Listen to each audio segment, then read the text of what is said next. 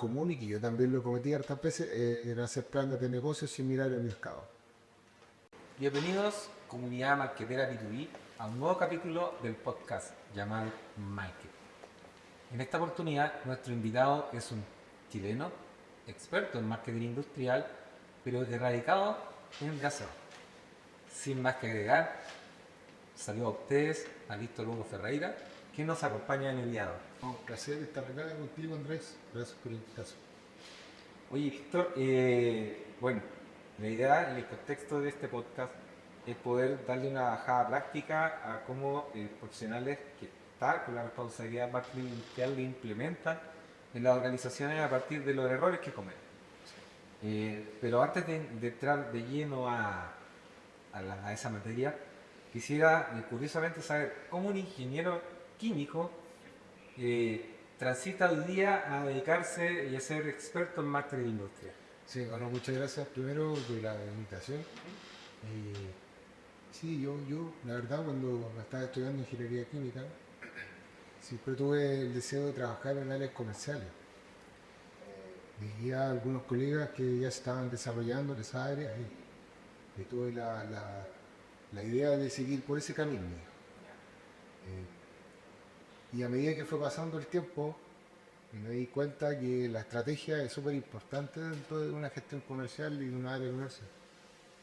Y me fui dando cuenta que había conocimientos que yo no tenía, pero por otro lado había una forma de trabajo y se puede llamar hasta una intuición de cómo deberían ser las cosas que sí la tenía. Ok.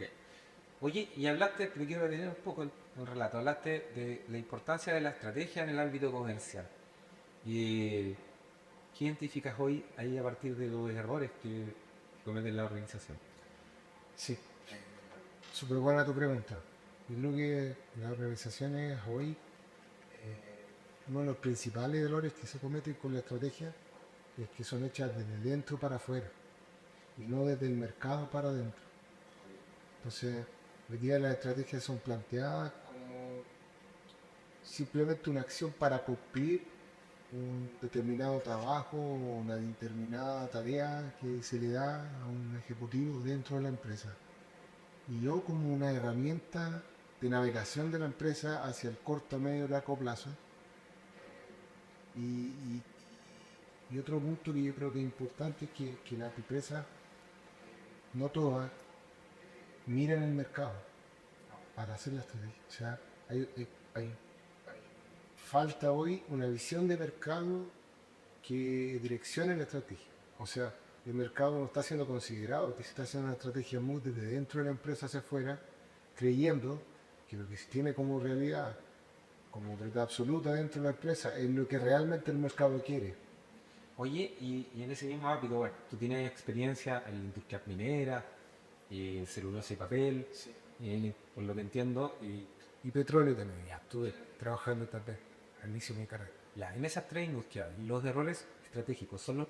Sí, son súper transversales, súper transversales. En mi caso me tocó trabajar prácticamente toda mi carrera en proveedores de ese tipo de industria, proveedores de soluciones químicas industriales. Y ahora, en los últimos 5 meses, estoy en una empresa grande del rubro de celulosa y papel. Y a partir de ahí me he dado cuenta que los errores son transversales, independientes del eslabón de la cadena industrial donde está, digamos, la empresa. Oye, y siguiendo en el ámbito del tranque, pero muy aplicadamente, esos, si tuvieras que decirme como los tres errores que se te vienen hoy día en acá, esas principales que se cometen, ¿cuáles serían? Estrategia comercial basada en geografía y en tipos de mercado, sin mirar el portafolio. Portafolio que solamente hace el seguimiento a lo que el cliente hoy consume como una alternativa de sustitución. Es lo que queda como el segundo punto. Perfecto. El tercer punto es estructuras comerciales generalistas que no apuntan hacia la especialización. Perfecto. Ahora, sobre este último punto, finalmente eso condiciona, yo creo que por qué la mayoría de estas empresas proveedoras terminan en una condición de commodity cuando tienen que entrar a negociar con sus clientes. Exacto, ¿no? Es súper anecdótico lo que sucede porque las mismas empresas que dicen vender especialidades, por el hecho de cometer este tipo de errores, se van comoditizando. Y cuando tú te comoditizas, acabas no teniendo espacio para desarrollar tu estrategia e implementarla de buena forma al medio plazo y al largo plazo. Y te acabas centrando solo en el corto plazo del cumplimiento de un budget y acabas saliendo de la estrategia y te vas al mundo transaccional. Oye, y bajo ese mismo ámbito, ya, esta identificación de esos tres errores y basado en tu experiencia, ¿cómo has logrado tú en fondo y las distintas empresas en que has trabajado poder revertir esa situación? Sí, súper buena tu pregunta. Lo que hemos hecho es organizar la casa en primer lugar. Y en mi experiencia, el primer paso es trabajar de buena forma el portafolio de productos. Estamos, te voy a interrumpir ahí. Concretamente, cuando hablemos de portafolio de productos, y porque me parece un tema interesante y si poco se habla y se desarrolla en ámbito industrial. ¿Y qué implica la gestión de un portafolio? Implica algo entender los, las necesidades que el mercado hoy tiene. O sea, necesito tener la visión de mercado como base y direccionador de mi portafolio. Yo no puedo crear productos creyendo que el mercado los va a usar. Yo tengo que crear productos a partir de algo que el mercado necesita y que no tiene. Porque el mercado está usando y yo no tengo. A partir de ahí, creo que el primer paso para hacer una buena gestión de portafolio es la segmentación de mercado. Ok. O sea, entender y segmentar mercado de acuerdo a la acción que ese producto debería realizar, lo que se llama funcionalidad. O sea, un buen portafolio tiene que ser creado, baseado en la segmentación de mercado por funcionalidad, cómo ese producto realiza la acción que hoy el mercado está necesitando que sea hecha. Ya, ahora, bueno, de pronto yo sé que a lo mejor pueden haber restricciones en términos de contarnos en qué empresas se han implementado, pero sin nombrar la empresa propiamente tal por su nombre, Sí. y si nos puedes contar más detalles en qué tipo de productos, por ejemplo, ha hecho una gestión de portafolio Sí. que está apalancada a la estrategia de la organización. Claro.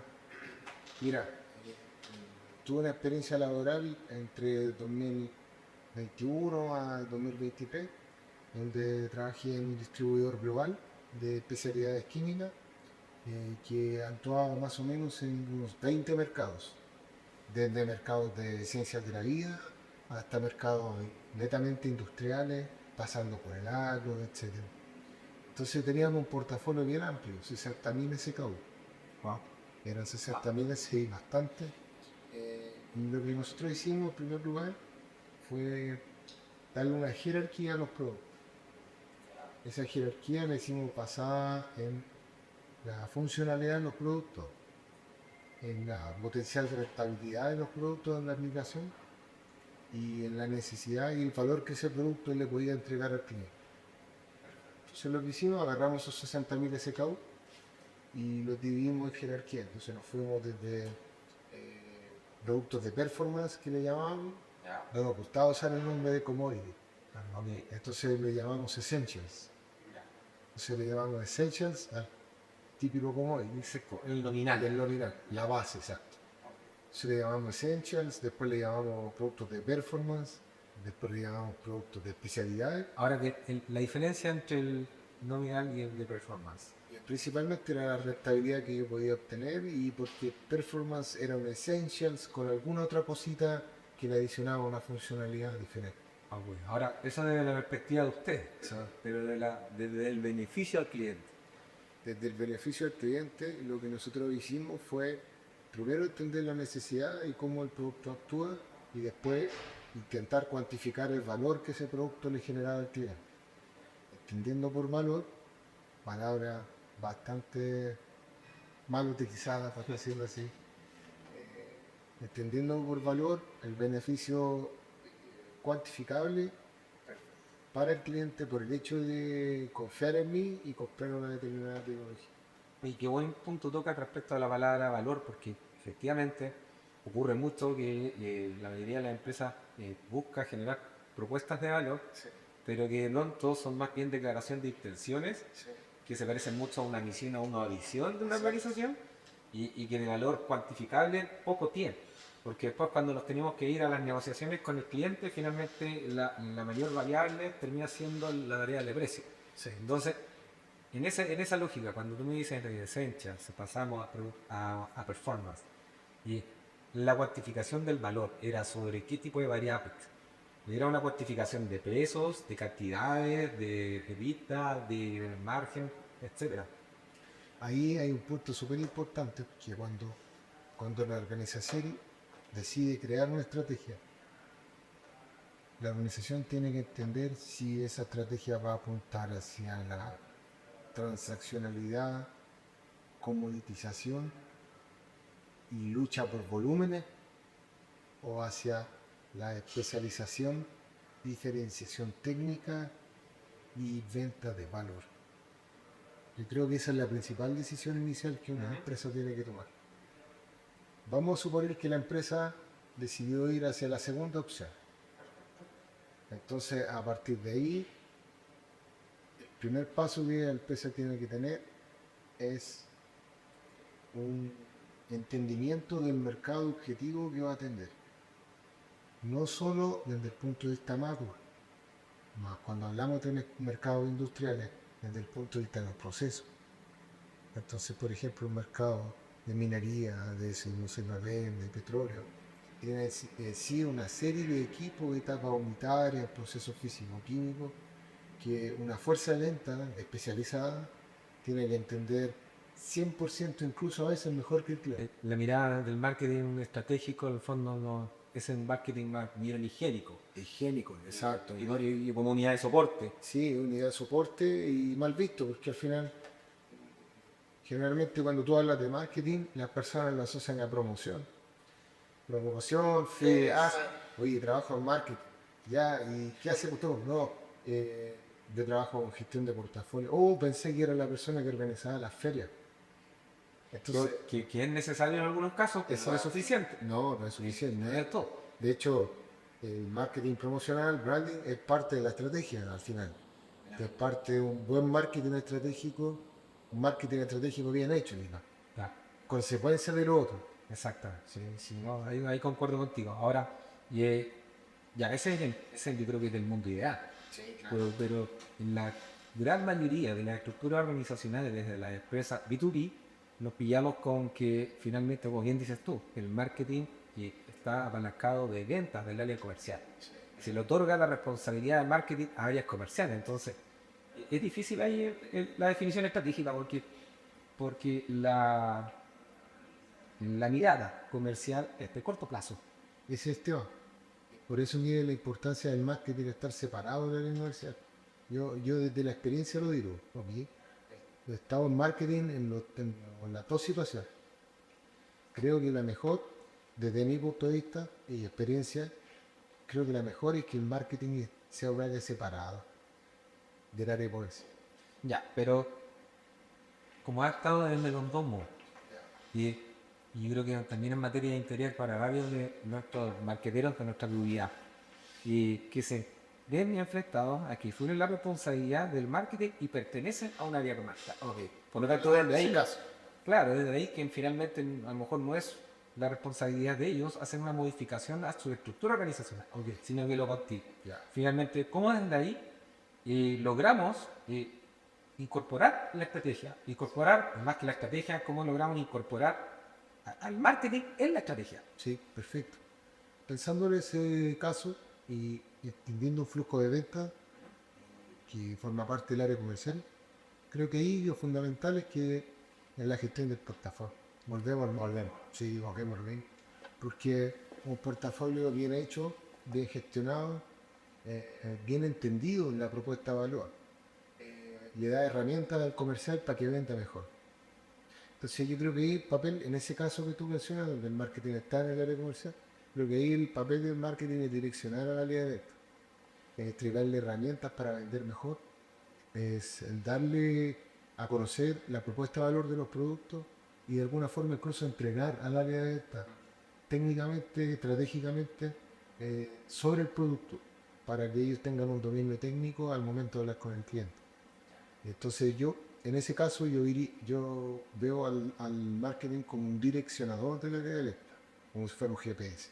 Oye, y sin perder el foco de este podcast, y generalmente como no me lo dice, marketing, y queremos enfocar las cosas también por así decirlo, del mal sinónimo de los errores que se cometen a la hora de ejecutar acciones de marketing. Porque finalmente todos hemos cometido errores a la hora de editarla. Yo te conocí mucho.